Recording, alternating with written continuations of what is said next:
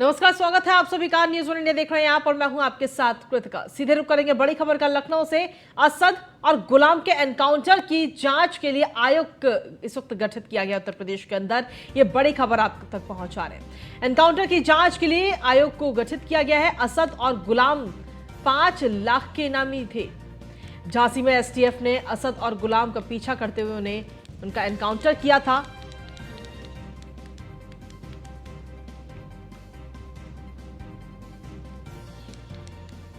तो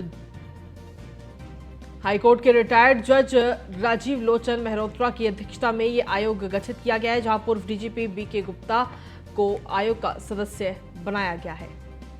ये बड़ी खबर आप तक पहुंचा रहे हैं। तो असद और गुलाम के एनकाउंटर की जांच के लिए संयुक्त आयोग का गठन किया गया है उत्तर प्रदेश के अंदर, और एनकाउंटर की जांच ये आयोग करेगा। आपको बता दें कि असद और गुलाम 5 लाख के नामी थे और दोनों का एनकाउंटर किया गया था। एसटीएफ उनका पीछा कर रही थी, उनको रोकने के लिए भी कहा गया, लेकिन उसके बावजूद भी जब नहीं रुके और उल्टा पुलिस पर जब फायरिंग की गई तो जवाबी कार्रवाई में दोनों का एनकाउंटर हो गया। हाईकोर्ट के रिटायर्ड जज राजीव लोचन मेहरोत्रा की अध्यक्षता में यह आयोग गठित किया गया है। जहां वहीं आपको बता दें कि पूर्व डीजीपी वीके गुप्ता को आयोग का सदस्य बनाया गया है। अब ये इस पूरे एनकाउंटर की जांच करेगा ये आयोग। तो ये बड़ी खबर आप तक पहुंचा रहे हैं। असद और गुलाम के एनकाउंटर की जांच के लिए आयोग का गठन इस वक्त उत्तर प्रदेश के अंदर कर दिया गया है। आपको बता दें कि उमेश पाल हत्याकांड में असद और गुलाम दोनों लगातार फरार चल रहे थे और एसटीएफ की टीम लगातार उनकी तलाश कर रही थी। जैसे ही ये जानकारी मिली कि वो दोनों झांसी में हैं, तो टीम झांसी पहुंची और झांसी में जब उनका पीछा किया गया, उनको रोकने की भी कोशिश की, तो असद और गुलाम ने पुलिस पर फायरिंग की, जिसमें जवाबी कार्रवाई में जवाबी फायरिंग एसटीएफ की तरफ से की गई, जिसमें असद और गुलाम का एनकाउंटर हो गया।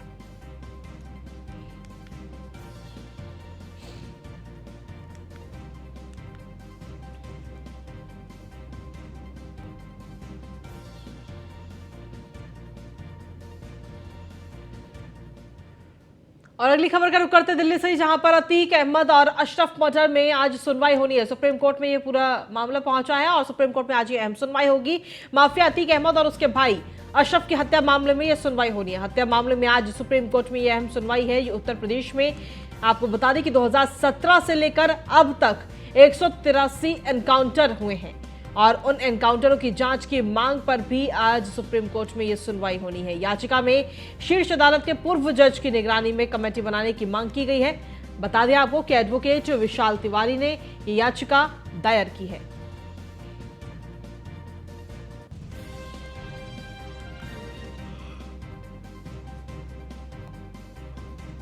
तो आपको बता दें कि सुप्रीम कोर्ट की तरफ से आज ये अहम सुनवाई होनी है। याचिका दायर की गई है। अब इस याचिका को स्वीकार किया जाता है, सुनवाई आगे की जाएगी इसमें या नहीं की जाएगी, या यूपी सरकार को समय दिया जाएगा अपना पक्ष रखने के लिए। तो इन तमाम चीजों को लेकर देखना होगा कि सुप्रीम कोर्ट क्या कुछ सुनवाई करता है, क्योंकि अतीक अहमद और अशरफ दोनों की हत्या कर दी गई पुलिस कस्टडी में और उसके बाद में अब ये पूरा मामला सुप्रीम कोर्ट पहुंचा है। एडवोकेट विशाल तिवारी ने ये याचिका दायर की है, जिसमें इस हत्या को लेकर जांच की मांग की है और साथ ही 2017 से लेकर अब तक जो जितने भी एनकाउंटर हुए हैं उन एनकाउंटरों की भी जांच की मांग इस याचिका में की गई है।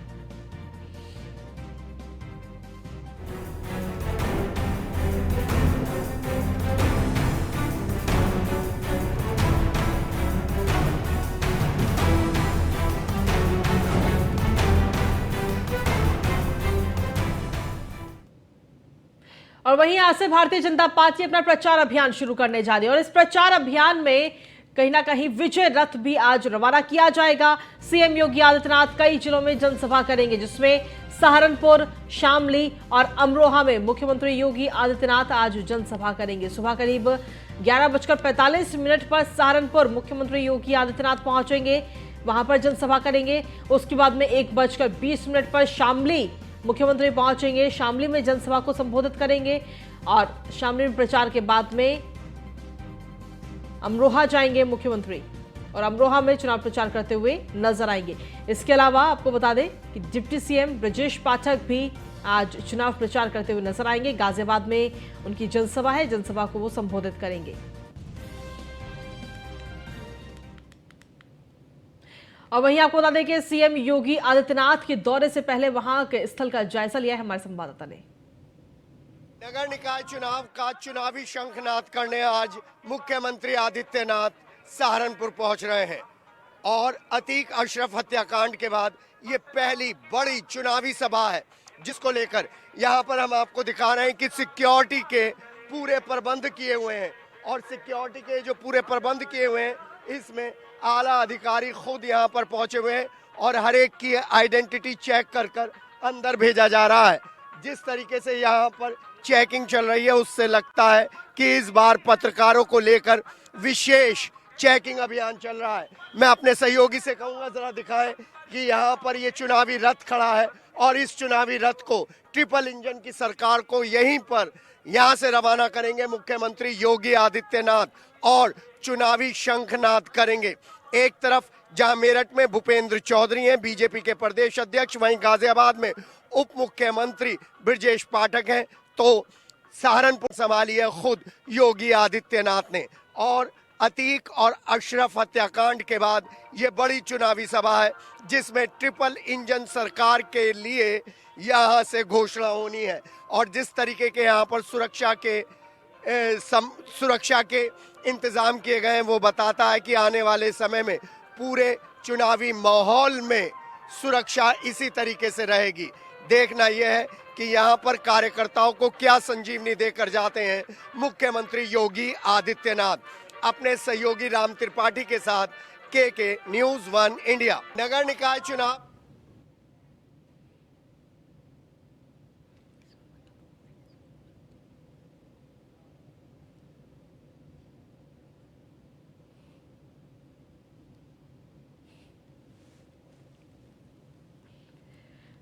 तो आपको बता दें कि आज मुख्यमंत्री योगी आदित्यनाथ 3 जगहों के दौरे पर रहेंगे, जिसमें सहारनपुर, शामली और अमरोहा का दौरा करते हुए आज मुख्यमंत्री योगी आदित्यनाथ नजर आएंगे। खुद चुनाव प्रचार की कमान मुख्यमंत्री ने संभाल ली है।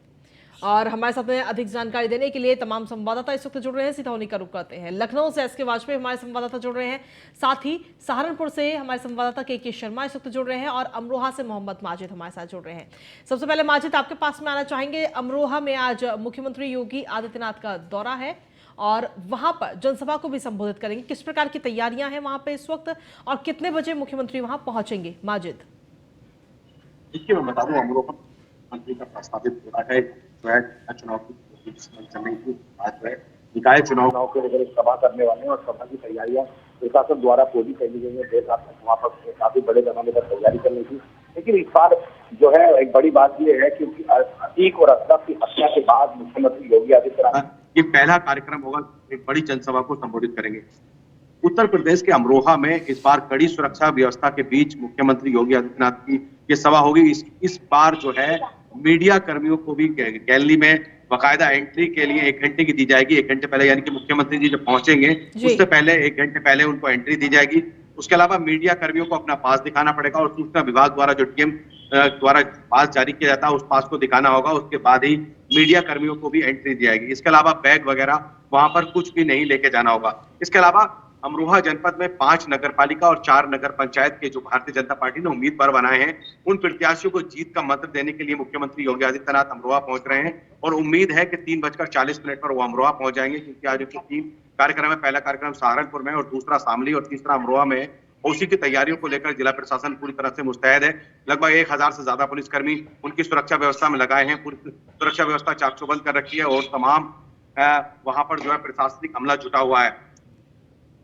ठीक है, लगातार जी ठीक है माजिद, आपके पास में दोबारा आएंगे। अभी हमारे साथ में के शर्मा हमारे संवाददाता सहारनपुर से भी इस वक्त जुड़ गए हैं, जहां पर मुख्यमंत्री की जनसभा होनी है। इस वक्त वहीं पर मौजूद है के शर्मा। अगर वहां की तैयारियों की बात की जाए तो किस प्रकार की तैयारियां चल रही है और मुख्यमंत्री योगी आदित्यनाथ कितने बजे सहारनपुर पहुंचेंगे और विजय रथ को हरी झंडी दिखाएंगे?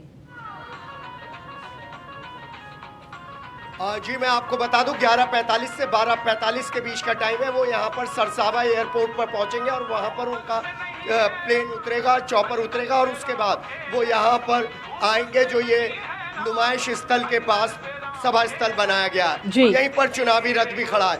करीब PSC RAF की कई कमांड यहाँ पर लगी हुई है। SSP खुद यहाँ पर सुरक्षा व्यवस्था देख रहे हैं। 2 एंट्री पॉइंट है यहाँ पर सभा स्थल पर पहुंचने के लिए, एक आम कार्यकर्ताओं के लिए, एक जी। पत्रकारों के लिए और वीआईपी के लिए। यहाँ पर सुरक्षा की बात करें तो सुरक्षा को लेकर विशेष प्रबंध किए गए। किसी भी व्यक्ति को बिना आई कार्ड के, बिना लिस्ट में नाम के एंट्री नहीं दी जा रही है। पत्रकारों के लिए विशेष दिशा निर्देश दिए गए हैं कि किसी भी पत्रकार को तब तक एंट्री नहीं दी जाए जब तक कलेक्ट्रेट से उसका नाम लिस्ट में शामिल ना हो जाए। ऐसे में सुरक्षा व्यवस्था बेहद अहम है। दूसरी महत्वपूर्ण बात यह है कि वो चुनावी रथ खड़ा है। मैं अपने सहयोगी राम त्रिपाठी से कहूंगा जरा कैमरा घुमाएं और दिखाएं कि किस तरीके से सुरक्षा व्यवस्था है, और इस सुरक्षा व्यवस्था के साथ साथ पीछे वो चुनावी रथ खड़ा है जिसे यहाँ पर नगर निकाय चुनाव के आरंभ में ही मुख्यमंत्री योगी आदित्यनाथ रवाना कर शंखनाद करेंगे निकाय चुनाव का, क्योंकि हाई लेवल की मीटिंग लखनऊ में मुख्यमंत्री योगी आदित्यनाथ ने खुद ली है और ट्रिपल इंजन सरकार को लेकर जिस तरीके से बीजेपी काम कर रही है वो बताता है कि नगर निकाय चुनाव को हल्के में बीजेपी बिल्कुल नहीं ले रही है। चुनावी मंथन के इस दौर में, सुरक्षा के इस दौर में यहाँ पर सहारनपुर में आकर किस तरीके से यहाँ पर संजीवनी देते हैं उन कार्यकर्ताओं को, उन लोगों को जो अतीक और अशरफ हत्याकांड के बाद कानून व्यवस्था को लेकर काफी उत्साहित है।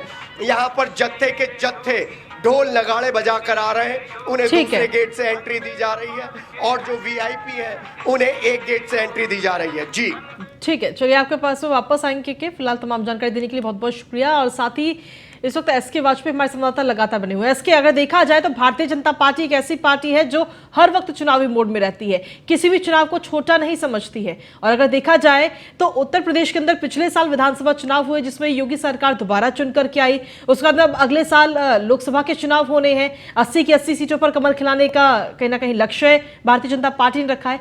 तो ऐसे में कहीं ना कहीं नगर निकाय के चुनाव काफी महत्वपूर्ण हो जाते हैं। बिल्कुल निश्चित तौर पर, क्योंकि अगर हम देखें तो भारतीय जनता पार्टी लगातार एक्शन और इलेक्शन के मूड में रहती है, चूंकि उत्तर प्रदेश से लेकर केंद्र की सत्ता तक भारतीय जनता पार्टी काबिज है। और 2024 में लोकसभा का चुनाव होना है तो बीजेपी कोई कोर कसर नहीं छोड़ना चाहती। आपने उत्तर प्रदेश के पंचायत चुनाव के दौरान भी देखा होगा कि जब 98,000 गांव जो कि पूरे उत्तर प्रदेश भर के हैं, वहां पर बीजेपी ने बड़ा कैंपेन चलाया था। अब चूंकि नगरीय निकाय के चुनाव हो रहे हैं, 760 नगरीय निकाय पूरे प्रदेश भर में है, जो कि एक तरीके का सेमीफाइनल है 2024 के लोकसभा चुनाव से पहले। बीजेपी ये बात भली भांति जानती है, यही एक वजह है कि भारतीय जनता पार्टी ने अपनी पूरी ताकत इसमें झोंक रखी है। न केवल संगठन बल्कि सरकार भी पूरी तरीके से इलेक्शन मूड में चल रही है। मुख्यमंत्री योगी आदित्यनाथ आज 3 जनसभाएं करने वाले हैं, जिसमें सहारनपुर, शामली और अमरोहा में मुख्यमंत्री की जनसभाएं होनी है। उसके अलावा डिप्टी सीएम ब्रजेश पाठक की हम बात करें तो गाजियाबाद, डिप्टी सीएम केशव प्रसाद मौर्य झांसी। उसके अलावा अगर हम देखें तो बीजेपी के व्यवसायिक शिक्षा कौशल विकास मंत्री बरेली में रहेंगे। उसके अलावा जो उत्तर प्रदेश सरकार के दूसरे मंत्री हैं जिसमें असीम अरुण हैं वो, और कृषि मंत्री सूर्य प्रताप शाही अयोध्या भेजे जा रहे हैं। तो सीधे तौर पर अगर हम देखें तो पूरे प्रदेश भर में अलग अलग स्थानों पर बीजेपी के जो स्टार प्रचारक हैं, चाहे वो मुख्यमंत्री योगी आदित्यनाथ हो, डिप्टी सीएम हो या दूसरे बीजेपी के जो बड़े मंत्री हैं, वो सभी इस प्रचार में उतारे गए हैं। भूपेंद्र चौधरी खुद लगातार संगठनात्मक बैठकें कर रहे हैं, साथ ही साथ बीजेपी के संगठन महामंत्री धर्मपाल सिंह भी लगातार बैठकें कर रहे हैं। तो सीधे तौर पर बीजेपी कोशिश कर रही है कि 2024 चुनाव के पहले एक तरीके का यह सेमीफाइनल है, इसमें बेहतर परफॉर्म किया जाए। हालांकि अगर हम पुराने रिकॉर्ड्स को देखेंगे तो बीजेपी की सरकार चाहे उत्तर प्रदेश में रही हो या ना रही हो, लेकिन नगर निकायों पर भारतीय जनता पार्टी का कब्जा रहा। पिछली बार भी 14 नगर निकायों पर भारतीय जनता पार्टी काबिज थी, और ज्यादातर जो नगर पालिका परिषद हैं या फिर जो नगर पंचायतें हैं वहां पर भी बीजेपी का कब्जा रहा है। तो सीधे तौर पर यह बहुत सारी चीजें हैं जिन पर भारतीय जनता पार्टी लगातार कहीं ना कहीं काम करती रही है। और चूंकि अब नगरीय निकाय का चुनाव अपने फाइनल स्टेज पर है, अंतिम चरण के नामांकन का, दूसरे चरण के नामांकन का अंतिम दिन भी आज है, तो ऐसी स्थिति में मुख्यमंत्री योगी आदित्यनाथ खुद मैदान में उतर रहे हैं। 3 अलग अलग जगहों पे, अलग अलग जिलों में जो खासतौर पर पश्चिमी उत्तर प्रदेश के हैं, वहां पर मुख्यमंत्री की रैलियां होने जा रही हैं। सीधे तौर पर डिप्टी सीएम भी गाजियाबाद में है, तो कहीं ना कहीं पश्चिमी उत्तर प्रदेश पर खासा ध्यान है। चाहे वो मेरठ हो, शामली हो, सहारनपुर हो, अमरोहा हो या दूसरे जो जिले हैं, वहां पर बीजेपी पूरा फोकस कर रही, कोशिश कर रही कि बेहतर परफॉर्म इस चुनाव में किया जाए। यही एक वजह है कि मुख्यमंत्री अब से थोड़ी देर बाद लखनऊ से रवाना हो रहे हैं, जहां वो सबसे पहले करीब 11:30 बजे सहारनपुर पहुंचेंगे, जिसके बाद मुख्यमंत्री योगी आदित्यनाथ की पहली रैली शुरू होगी। तो कहीं न कहीं चीजें लगातार चल रही हैं। मुख्यमंत्री योगी आदित्यनाथ खुद कहीं न कहीं इस पूरे प्रचार अभियान की कमान अपने हाथ में लेकर चल रहे हैं। कोशिश भी यही है कि बेहतर परफॉर्म हो, चूंकि उत्तर प्रदेश की सरकार जिस तरीके से पिछले 6 साल से काम कर रही है, दूसरा टेन्योर चल रहा है, उसका भी फायदा इस नगरीय निकाय के चुनाव में लिया जाए। हालांकि कितना फायदा होगा ये तो वक्त बताएगा, लेकिन कहीं न कहीं अगर हम संगठनात्मक तैयारियों को देखेंगे तो भारतीय जनता पार्टी की तैयारियां दूसरे विपक्षी दलों से काफी आगे चल रही हैं। हालांकि परफॉर्मेंस जब 4 तारीख को परिणाम आएंगे, जब मतदान होगा और उसके बाद जब 13 तारीख को परिणाम आएंगे, तब कहीं ना कहीं ये सारी चीजें क्लियर होंगी कि आखिर जनता ने किसको अपना समर्थन दिया है। ठीक है, इसके आप लगातार बने रहिए, आपके पास वापस से रुक करेंगे। और साथ ही मोहम्मद माजिद, आपका बहुत बहुत शुक्रिया तमाम जानकारी देने के लिए। कुल मिलाकर अगर देखा जाए तो आज कई जगह पर चुनावी जनसभाएं की जाएंगी। मुख्यमंत्री योगी आदित्यनाथ खुद 3 जगह पर चुनावी जनसभा करते हुए नजर आएंगे और इस दौरान विपक्ष पर किस तरीके से हमला बोलेंगे ये भी देखना होगा। लेकिन विपक्ष पर हमला बोले उससे पहले विपक्ष की तरफ से भी हमला बोला गया है। दरअसल निकाय चुनाव को लेकर प्रदेश की सियासत इस वक्त गर्मा गई है, जहां समाजवादी पार्टी सुप्रीमो अखिलेश यादव ने बीजेपी पर सीधा निशाना साधा है। दरअसल अखिलेश यादव ने अर्चना वर्मा के शामिल होने पर यह हमला बोला है। अखिलेश यादव ने कहा है कि भारतीय जनता पार्टी के पास कोई भी कार्यकर्ता नहीं है, बीजेपी के पास में चुनाव लड़ने के लिए प्रत्याशी नहीं है, बीजेपी में अपने कार्यकर्ताओं को टिकट न देकर अपमान करने की परंपरा है, बीजेपी अंदरूनी लड़ाई में उलझी हुई है, ये तमाम बातें कही गई हैं अखिलेश यादव की तरफ से। ये पूरा हमला बोला गया है अर्चना वर्मा को लेकर के। दरअसल आपको बता दें कि अर्चना वर्मा हाल ही में समाजवादी पार्टी के दामन छोड़कर बीजेपी के दामन उन्होंने थामा। ब्रजेश पाठक ने उनको बीजेपी की सदस्यता दिलवाई। ये तस्वीर भी आपको दिखा रहे हैं और इसी को लेकर के सीधे तौर पर समाजवादी पार्टी सुप्रीमो अखिलेश यादव ने यह हमला बोला है। एसके वाजपेयी हमारे साथ लगातार बने हुए हैं। एसके, अगर देखा जाए तो आज कई जगह पर चुनावी जनसभा है, जहां पर भारतीय जनता पार्टी के मंत्री और मुख्यमंत्री कहीं ना कहीं सीधे तौर पर विपक्ष पर हमला तो बोलेंगे, लेकिन उससे पहले ही अखिलेश यादव ने सीधा हमला बोल दिया है अर्चना वर्मा को लेकर। बिल्कुल, अखिलेश यादव ने हमला इस वजह से बोला है क्योंकि अगर हम शाहजहांपुर की बात करें तो राममूर्ति वर्मा समाजवादी पार्टी के बड़े नेता रहे हैं और लगातार 4 बार विधायक, 2 बार सांसद, 2 बार उत्तर प्रदेश सरकार में, जब समाजवादी पार्टी की सरकार उत्तर प्रदेश में रही उस दौरान मंत्री भी रहे हैं। लगातार बड़े समाजवादी पार्टी के समर्थक वो माने जाते रहे। हालांकि अब उनकी बहू मैदान में थी, क्योंकि अब वो इस दुनिया में नहीं है, तो कहीं ना कहीं समाजवादी पार्टी ने उनके परिवार की जो बहू है उनको मैदान में उतारा था। हालांकि इस पूरे मामले को लेकर बीजेपी पूरी तरीके से एक्टिव थी, क्योंकि 2 मंत्री उत्तर प्रदेश सरकार के जो कद्दावर मंत्री हैं वो शाहजहांपुर से आते हैं, जिसमें उत्तर प्रदेश सरकार के वित्त एवं संसदीय कार्य मंत्री सुरेश खन्ना है, उत्तर प्रदेश के सहकारिता मंत्री जेपीएस राठौर हैं, वो भी शाहजहांपुर से आते हैं। चूंकि पहला ये मौका होगा, चूंकि इसी बार शाहजहांपुर नगर निगम बना है, वो पहली बार नगर निगम में मेयर का चुनाव होने जा रहा है। तो ऐसी स्थिति में बीजेपी की कोशिश यही होगी कि बेहतर परफॉर्मेंस के जरिए वो नगर निगम, जो कि पहली बार इस बार कहीं ना कहीं अस्तित्व में आया है, तो वहां पर भी अपना परचम लहराया जाए। और साथ ही साथ 2 मंत्रियों की प्रतिष्ठा भी कहीं ना कहीं इस जिले से जुड़ी हुई है। यही एक वजह है कि राममूर्ति की बहू को कल भारतीय जनता पार्टी ने ज्वाइन कराया, चूंकि वो समाजवादी पार्टी से प्रत्याशी भी थी और पार्टी ज्वाइन कराने के 2 घंटे के अंदर ही उनका टिकट भी शाहजहांपुर से मेयर के तौर पर फाइनल कर दिया। जिसके बाद अखिलेश यादव का यह ट्वीट आया है। हालांकि इस ट्वीट में वो बहुत सारे आरोप लगा रहे हैं। उनका कहना है कि भारतीय जनता पार्टी में इस तरीके की परंपरा है कि वो अपने कार्यकर्ताओं की उपेक्षा करें, उनके पास अपने खुद के प्रत्याशी नहीं है। यही वजह है कि दूसरी पार्टियों के प्रत्याशियों को तोड़कर वो उनको अपना प्रत्याशी बना रहे हैं। तो ये बहुत सारे आरोप समाजवादी पार्टी सुप्रीमो अखिलेश यादव की तरफ से लगाए गए हैं, लेकिन कहीं ना कहीं चीजें समाजवादी पार्टी के पक्ष में होती हुई दिखाई नहीं दे रही हैं, क्योंकि राममूर्ति वर्मा का परिवार बड़ा राजनीतिक परिवार है। एक लंबा राजनीतिक कैरियर कहीं ना कहीं राममूर्ति वर्मा के परिवार का रहा है और उनका अच्छा खासा क्षेत्र में दबदबा है। और ऐसी स्थिति में जब समाजवादी पार्टी उनको प्रत्याशी घोषित कर चुकी हो और चुनाव नामांकन से 1 दिन पहले उनको भारतीय जनता पार्टी अपने में शामिल करती हो और तुरंत प्रत्याशी भी बना देती है, तो कहीं ना कहीं समाजवादी पार्टी की मुश्किलें जरूर शाहजहांपुर में बढ़ती हुई दिखाई दिखाई दे रही है, जहां से कुछ उम्मीद थी कि समाजवादी पार्टी बेहतर परफॉर्म कर पाएगी, लेकिन अब ये चीजें मुश्किल हो गई हैं। यही एक वजह है कि अखिलेश यादव की तरफ से इस तरीके के ट्वीट आ रहे हैं। हालांकि कुछ इस तरीके के ट्वीट ही अखिलेश यादव ने जब नगर पंचायतों के चुनाव हुए थे उस दौरान, पंचायत चुनाव के दौरान भी उठाए थे सवाल। अब चूंकि नगरीय निकाय के चुनाव हो रहे हैं तो उस दौरान भी अखिलेश यादव सवाल जरूर उठा रहे हैं, लेकिन हम कहें कि जो परेशानियां हैं समाजवादी पार्टी की कम होती हुई दिखाई नहीं दे रही हैं, क्योंकि 2017 से जब से वो सत्ता से बाहर हुई है लगातार एक एक करके उनके जो किले हैं वो ढहते जा रहे हैं, चाहे वो रामपुर रहा हो या दूसरे जो क्षेत्र रहे हो। समाजवादी पार्टी जो माना जाता है कि समाजवादी पार्टी का गढ़ है, चाहे इटावा, मैनपुरी, एटा जैसे जो जिले हैं, औरैया जैसे जो जिले हैं, वहां पर सपा हमेशा बेहतर परफॉर्म करती थी, लेकिन वो परफॉर्मेंस अब समाजवादी पार्टी नहीं कर पा रही। यही एक वजह है कि 2022 के चुनाव में भी समाजवादी पार्टी को हार का सामना करना पड़ा।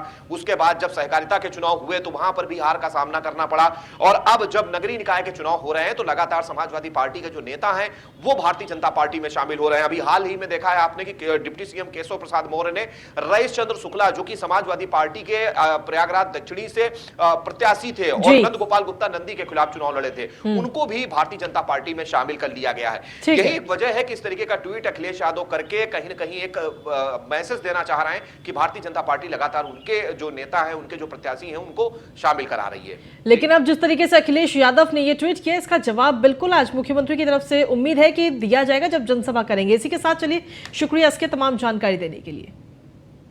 और चलिए बुलेटिन में आगे बढ़ेंगे, अगली खबर का रुख कर लेते हैं। बिहार के मुख्यमंत्री नीतीश कुमार आज अखिलेश यादव से मुलाकात करेंगे। आपको बता दें कि नीतीश कुमार लखनऊ आकर के अखिलेश यादव से आज मुलाकात करने जा रहे हैं। नीतीश कुमार सभी विपक्षी दलों में को एकजुट करने में इस वक्त जुटे हुए हैं। सीधे तौर पर देखा जाए तो 2024 की तैयारियों को लेकर नीतीश कुमार लगातार दौरा कर रहे हैं। इससे पहले वो दिल्ली आए थे, दिल्ली में राहुल गांधी से उन्होंने मुलाकात की थी। राहुल गांधी के अलावा अगर देखा जाए तो अरविंद केजरीवाल से भी इस दौरान उन्होंने मुलाकात की थी दिल्ली में आकर के, और अब वो लखनऊ आ जा रहे हैं और लखनऊ में अखिलेश यादव से मुलाकात करेंगे। 2024 को लेकर सभी विपक्षी दलों को एकजुट करने की कोशिश में बिहार के मुख्यमंत्री नीतीश कुमार जुटे हुए हैं।